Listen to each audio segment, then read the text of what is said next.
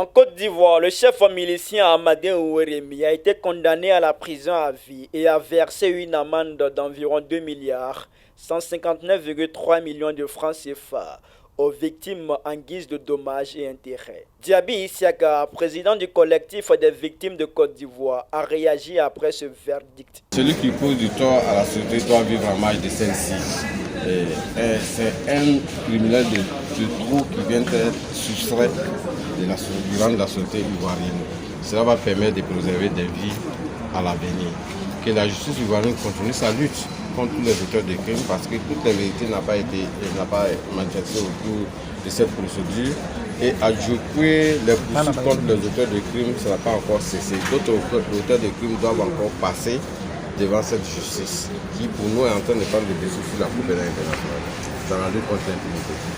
C'est le jeudi 15 avril 2021 que le chef milicien de la réserve forestière du Mont Péco dans l'ouest de la Côte d'Ivoire a été reconnu coupable de la vingtaine de charges portées contre lui, entre autres séquestration, viol, destruction de biens d'autrui, et par le tribunal criminel statuant dans l'affaire des tueries de Dieucoué, Carrefour intervenu pendant la crise post-électorale de 2010-2011.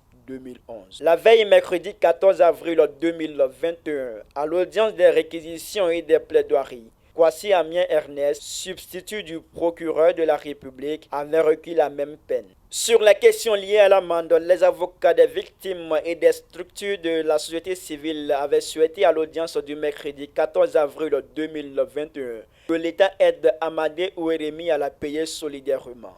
Car selon eux, au moment des faits entre le 28 et le 29 mars 2011, la ville de Dieucoué était déjà aux mains des forces régulières et que celles-ci n'ont rien fait pour éviter le massacre. Un massacre qui a occasionné officiellement 826 morts en une journée. Les juges ont estimé que l'État n'ayant pas été convoqué pour se défendre dans le dossier, il ne saurait participer au paiement de l'amende. Ce verdict met un terme à un procès débuté le 24 mars 2021, 8 ans après l'arrestation d'Amadé Ouérémy en mai 2013 dans la forêt du Mont Péco par les forces armées ivoiriennes.